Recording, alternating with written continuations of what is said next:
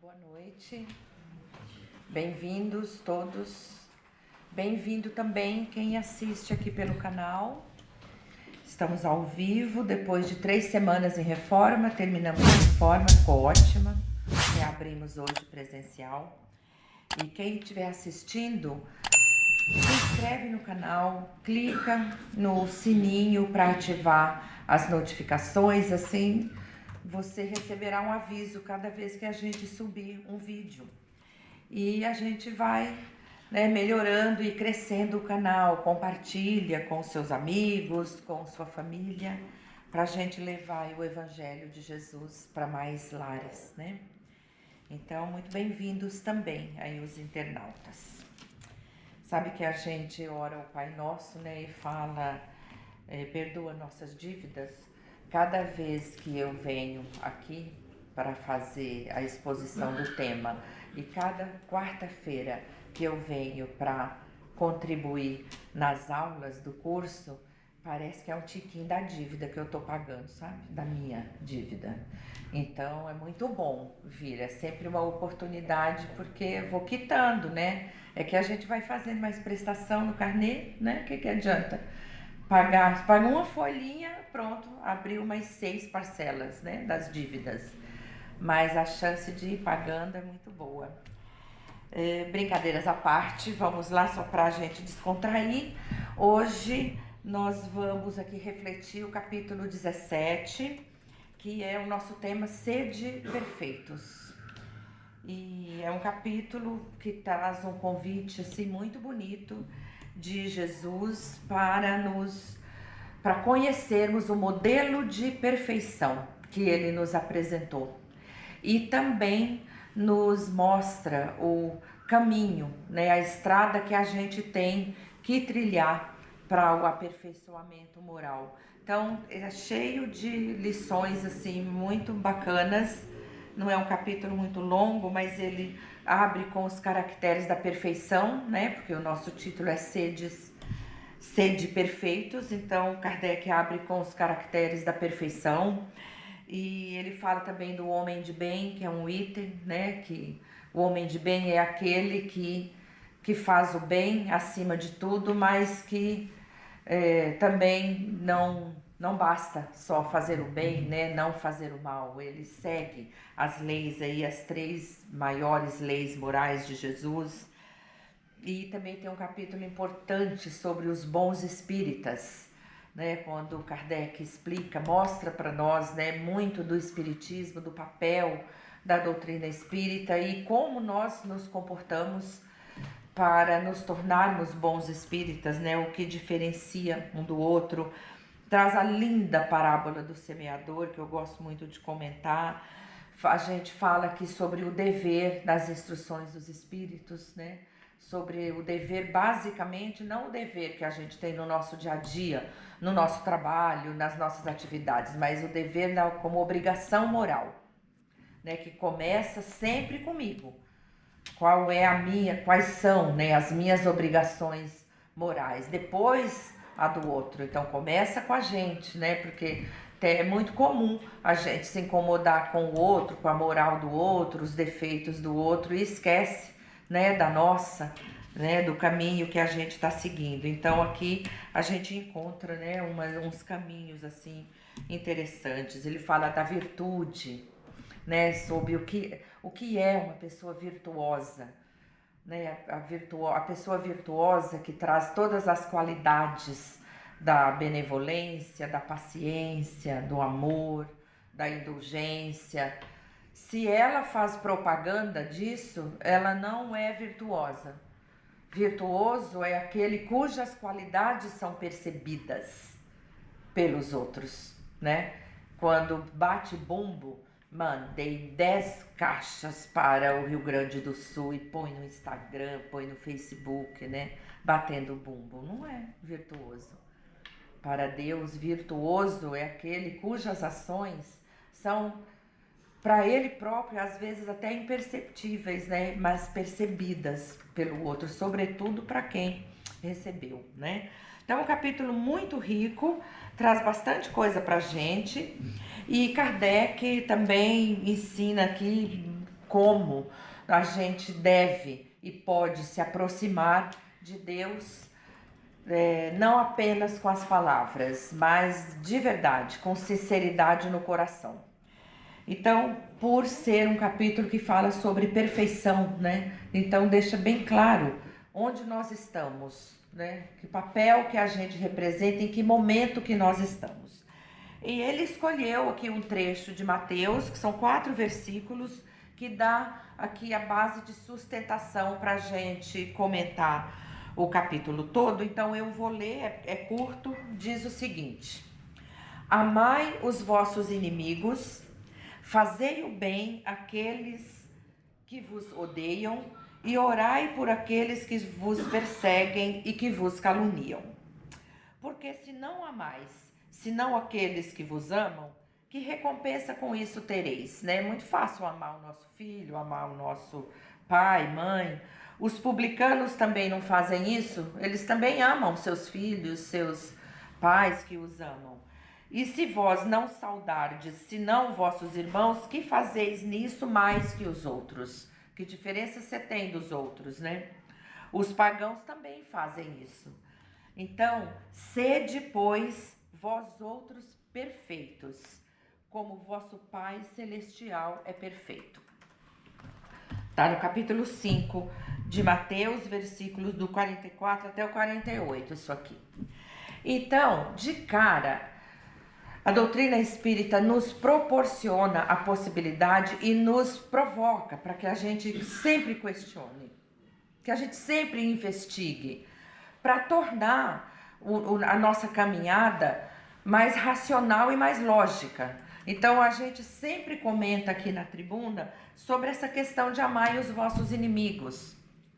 Então esse amar os vossos inimigos, Jesus sabia muito bem que a gente não consegue sentir afeto por alguém que a gente não gosta, o mesmo afeto que a gente sente por nosso irmão, por nosso filho. Não é possível a gente sentir. Então, amar os inimigos, quando Jesus dizia isso, ele queria dizer, não internalize a raiva, o ódio. Se você não fizer isso, a gente pode dizer que você está amando o seu inimigo. E detalhe, inimigo, aqui não é uma pessoa que você odeia. Quando ele falava os inimigos, ele estava se referindo a tudo e todos que de algum modo te causasse um sentimento de oposição.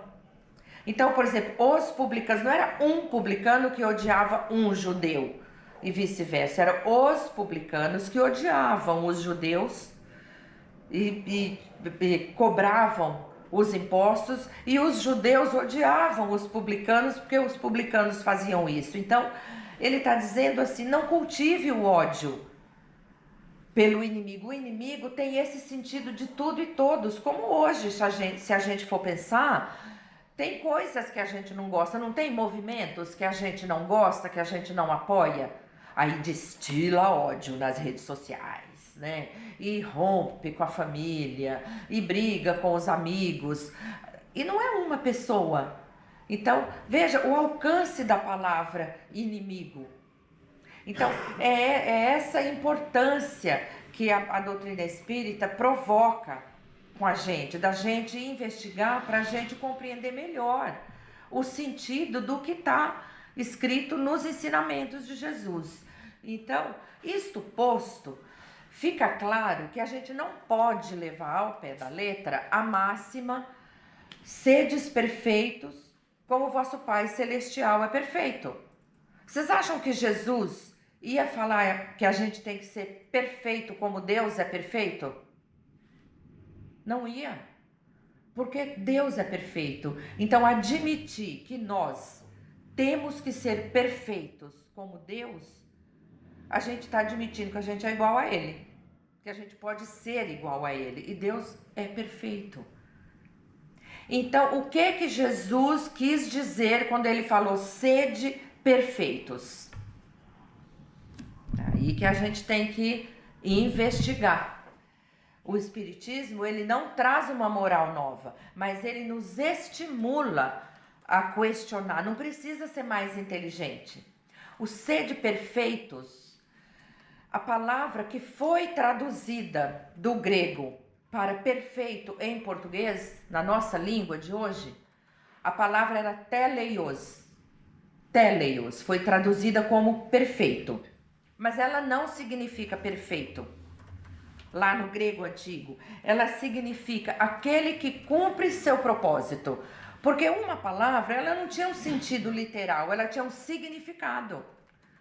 Então, teleios, que estava escrito lá no Novo Testamento em grego, significava aquele que cumpre, que busca o seu propósito. Aquele que busca amadurecer. Aquele que busca ser completo. Faz mais sentido agora o sedes perfeito? Busque o amadurecimento. Busque o seu propósito, o seu objetivo. Qual é o... Aqui encarnados, a gente tem vários propósitos, né? Na vida, mudar de emprego, falar outra língua. Mas nós encarnamos com um grande propósito. Evoluir.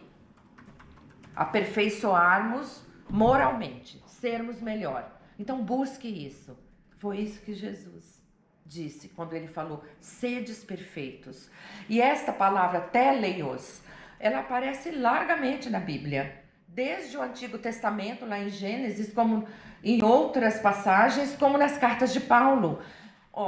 Tem tanto sentido ela ser entendida como amadurecimento, como aperfeiçoamento, que na primeira carta de Paulo aos Coríntios, tem um trecho que ele escreve assim: não sejais meninos com o entendimento, sejais teleios com o entendimento, sejais maduro com o entendimento. Ou seja, dá para ver perfeitamente o contraste de menino, quer dizer, ainda imaturo, ainda jovem, com teleios, que é maduro, que é aquele que já compreende, aquele que está se aperfeiçoando, buscando ser completo. Buscar ser completo é diferente de ser completo. Buscar ser perfeito é diferente de ser perfeito, concordam? Até acho que numa outra palestra que eu falei, tem faca que é perfeita para cortar carne.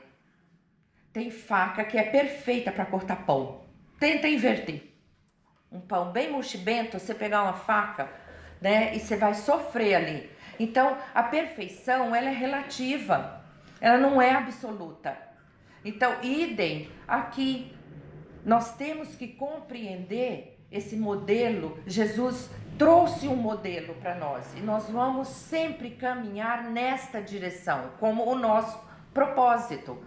E o que está nessa nossa trilha? Estão as nossas atitudes, estão as leis divinas, estão as nossas relações, a forma como nós lidamos com o outro, como nós lidamos conosco.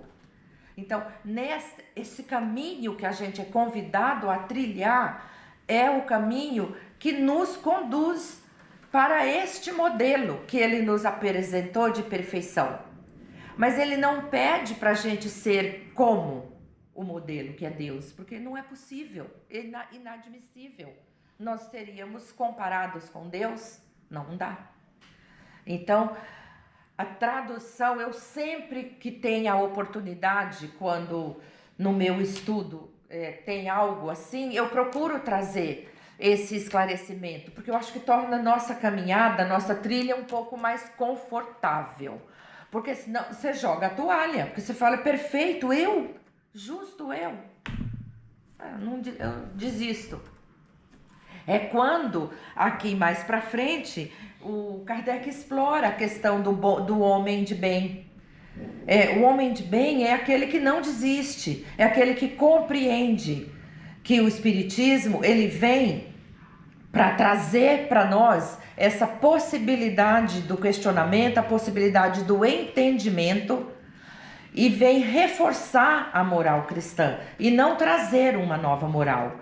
E na moral do Cristo, seguindo essa moral do Cristo, nós, se quisermos sermos homens de bem, nós temos que minimamente não violar 3 grandes leis: a lei da justiça, a lei do amor e a lei da caridade. O homem de bem que cumpre, que segue essas leis, ele é aquele que é indulgente, que é paciente, que faz o bem pelo bem. Ele trata bem quem faz o mal para ele. Ele não espera a recompensa porque ele fez o bem.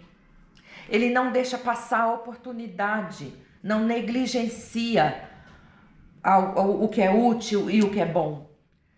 Então, se ele acredita no futuro, na vida futura, então ele sabe que as dores, que as dificuldades, as aflições dele são expiações, são provas que ele tem que passar, porque ele acredita na vida futura. Então, a gente usa muito a expressão, né? Fulano é um homem de bem. A gente não percebe o alcance que tem isso, né? Perante Deus. Um homem de bem é aquele que não viola suas leis. Então, se você quer saber se você é um homem de bem, todo dia de noite, faça 3 perguntas para você.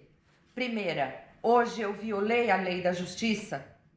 Eu tive a oportunidade de ser justo e não fui? Hoje eu violei a lei da caridade? Eu tive a oportunidade de fazer caridade e não fiz? Hoje eu violei a lei do amor? Eu destilei ódio, eu briguei, eu fiz maledicência? Se a resposta for não para essas 3 perguntas, hoje você foi um homem de bem. E o homem de bem casa com o bom espírita aqui, que Kardec fala. Os bons espíritas são aqueles que fazem cumprir essas leis. Quem não é o bom espírita é aquele que tem laços tão resistentes ainda na matéria, que pode vir todos os dias da semana numa casa espírita, mas ele nada quebra os laços, né?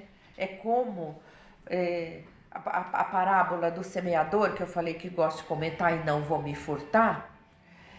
É como aqueles estágios que a gente pode ver na parábola. Uma parábola de Jesus, a gente consegue identificar uma linha evolutiva, porque ele estava pregando ali para a multidão. Entre várias parábolas, ele disse assim: quem semeia saiu a semear. Uma parte das sementes caiu no caminho e os pássaros comeram. Outra parte caiu num terreno cheio de pedras. Até brotou, nasceu lá uma plantinha, mas o sol forte queimou. Outra parte nasceu nos espinheiros e tinha terra. Nasceu a planta, mas os espinhos sufocaram e ela morreu. E uma parte caiu em terra boa, em terra adubada. Esta cresceu e frutificou aos centos. Olha só, ele falando isso para aquela multidão. Vamos trazer aqui para o nosso entendimento. Quem era o semeador? Ele. Jesus era o semeador, ele estava semeando ali sua palavra, seus ensinamentos. Cada solo desses que caiu a semente é uma parte da humanidade que está naquele estágio de evolução. Esses que representam o caminho, que as sementes caíram no caminho e os pássaros comeram, são aqueles entre nós que são absolutamente refratários, materialistas, que a palavra, né, os ensinamentos do evangelho nem entra, ele nem escuta, vai embora. Aqueles que representam o caminho cheio de pedras, as pedras são nossas crenças, que até brota, a gente até escuta, a gente até acredita na palavra, mas as nossas crenças são tão cristalizadas, as nossas ideias, que elas sufocam aquilo que eu ouvi, que eu escutei e gostei. Outros entre nós, e lá também entre os que ele pregou, são aqueles que representam os espinhos. Os espinhos são nossos vícios, são nossas imperfeições, nosso orgulho, nosso ego. Não é que quando a gente ouve, a gente até assimila, a gente fica, dura mais, porque essa planta cresceu. Mas aí a gente começa a comparar com as coisas daqui do mundo e a gente escolhe as coisas materiais e sufoca as coisas de Deus, as coisas espirituais. Mas há também, como houve naquele tempo, há aqueles em que as sementes frutificam. Esses são aqueles que, quando encontram um irmão sofredor, ele tem uma palavra para dizer, ele tem uma oração para fazer, ele tem um abraço para dar. Pode ser que ele nem tenha um domínio, né, que ele não convide para ir à casa onde ele frequenta, mas ele tem o que dar. Ele tem o que falar de Jesus, ele tem o que falar de Deus. E ele está multiplicando. Então, estes foram aqueles. Então, você vê que a gente percebe direitinho nessa parábola os estágios da evolução da humanidade. Cada um está onde está. A moral do nosso capítulo de hoje é: temos que olhar para como que eu estou enxergando essa busca que eu tenho que alcançar. Esse modelo que Jesus deixou. Eu estou fazendo essa trilha, querendo alcançar esse propósito, querendo alcançar esse meu objetivo. Deixo essa reflexão com vocês sobre se seremos nós os perfeitos, os maduros, os que buscam esse aperfeiçoamento, ou se a gente vai falar assim: o quê? Perfeito, consigo ser, não, desisto logo. Quer dizer, vou viver a vida, né? Mas espero que não. Espero ter contribuído para a gente refletir, né? E pensar que a gente está no caminho, cabe a nós, né? Vai ter pedra, vai ter buraco, vai ter lombada, vai ter poça d'água, vai ter tudo. Mas a gente tem repertório, porque a doutrina espírita nos dá para a gente passar por todas. Então, fiquem na paz de Deus e vamos receber a mensagem do nosso irmão da noite.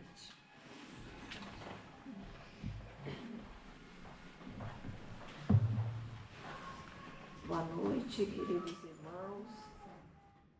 Com muita alegria que hoje estamos aqui, convite da casa, feliz, alegre como sempre, porque ouvi boas palavras, uma boa informação, boas reflexões, leituras edificantes e partilhar desse ambiente fraterno, acolhedor e amigo que esta casa sempre nos recepciona. Bem-vindos e agradecemos a Deus, nosso Criador, ao nosso Mestre Jesus, por mais essa oportunidade, de nos darmos essa oportunidade de, por alguns momentos, podermos absorver um conhecimento superior. Digo superior porque as boas palavras, os bons conceitos deixados por Jesus, por seus apóstolos e trazidos para nós através de Kardec, na codificação desse livro maravilhoso, Evangelho segundo o Espiritismo, tão bem distribuído por capítulos tão valorosos, que nos traz a compreensão para vivermos melhor, seja em qualquer plano da vida, em qualquer circunstância, seja nas circunstâncias difíceis, podemos refletir e sermos o homem de bem, aquele que se apazigua por dentro, reflete na situação íntima e ao seu redor para poder beneficiar a si mesmo e a todos. De que forma? Não agredindo, não trazendo tumulto para as conversas ou para as situações difíceis que se apresentam. Podemos refletir como um homem de bem, aquele, como a colega da tribuna disse, o homem de bem, ele procura fazer aquilo que está em seu alcance, né? Ele procura compreender para se modificar. Ele procura se instruir naquilo que não sabe, naquilo que tem dificuldade, para encontrar as ferramentas certas para ultrapassar as suas dificuldades. Sendo um homem de bem, ele vai conseguir promover essas mudanças e vai sentir a alegria, porque o aprendizado chega, o amadurecimento chega, a transformação da vida numa vida feliz chega também, porque quando vamos nos aproximando das boas atitudes, do bem-querer, da transformação íntima, a vida muda, a alegria chega. E isso é sentido por nós, no nosso íntimo.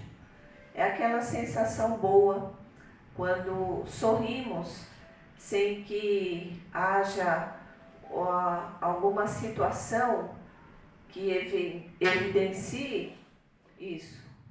É uma alegria da alma, do espírito, a certeza de que ele está fazendo o melhor, seguindo as diretrizes do Cristo. E quero dizer para vocês também que eu sei que uma mudança radical ela não vai acontecer. Deus já previa isso. Por isso, as reencarnações sucessivas. Não quero deixar aqui o desânimo, não. As reencarnações sucessivas que Deus nos permite é para que consigamos ser aquele homem que se despojou de todas as imperfeições, aprendendo, evoluindo, crescendo, se sentindo um ser integral perante a si mesmo, perante ao seu próximo e a Deus, não querendo ser o homem melhor do que qualquer outro, não, ser aquele homem bom, aquele homem em que todos podem se aproximar e ele tem uma boa palavra, ele tem uma boa diretriz, ele tem um bom caminho a indicar, ele tem consigo a verdade. Jesus fez isso por nós, a certeza de que ele está no bom caminho, a certeza de que ele e o Pai eram um só, né? Estavam unidos pelo amor, o amor universal. Então, para Deus chegar até ele e dizer: filho, faça o que for preciso, esse ser já estava amadurecido, Jesus já estava amadurecido para trazer essas diretrizes para nós, do bom caminhar, do bom comportamento, das boas atitudes, da vida, da verdadeira vida espiritual. Vamos nos alegrar então quando ouvirmos essas boas palavras. Vamos nos alegrar quando recebemos essas boas orientações numa casa tão agradável como a nossa. Por quê? Porque podemos sair daqui melhores do que quando chegamos. Melhores seremos para sempre, porque a semente aqui é boa, ela frutificou. A nossa casa, ela já está sedimentada há muitos anos, levando essa palavra de otimismo do Cristo, essa palavra de bom ânimo do Cristo. É a semente. Aqui tem a boa semente. Vamos aproveitar e vamos deixar dar frutos. Frutos do amor, frutos da boa vontade, frutos do bom ânimo, frutos que há de nos revelar um dia como um homem de bem. Queridos amigos, vou me despedindo, muito feliz, contente pela oportunidade, por partilhar momentos tão agradáveis, porque sempre a boa palavra me alegra o coração, enaltece a minha alma e me faz despertar para momentos de muita felicidade. Que Jesus nos abençoe e que vocês sejam sempre protegidos pelo amor do Cristo e por todos aqueles que vocês amam. Leve daqui também a todos a esperança e a comunhão com Cristo. Boa noite e até uma outra oportunidade.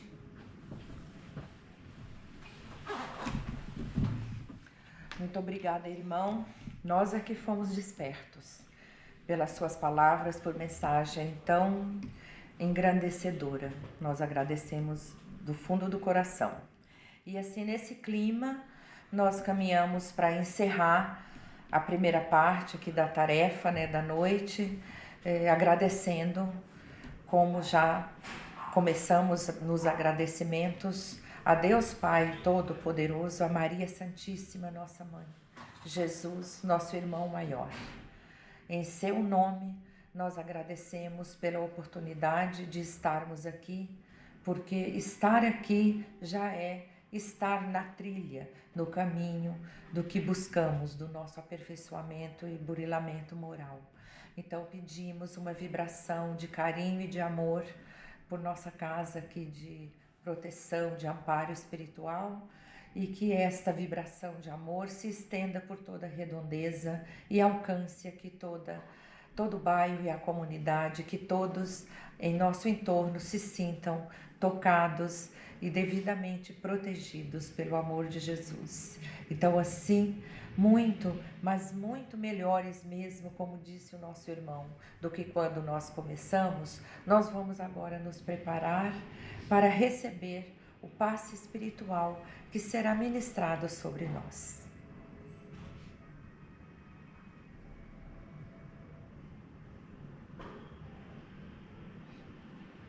Graças a Deus. E nos despedimos pedindo licença para encerrar com a oração que Jesus nos deixou. Pai nosso que estais no céu, santificado seja o vosso nome. Venha a nós o vosso reino, seja feita a vossa vontade, aqui na terra como no céu. O pão nosso de cada dia nos dai hoje.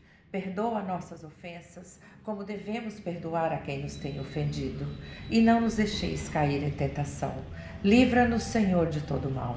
Graças a Deus, graças a Jesus. Sigam em paz até seus lares, da paz do Senhor. Graças a Deus.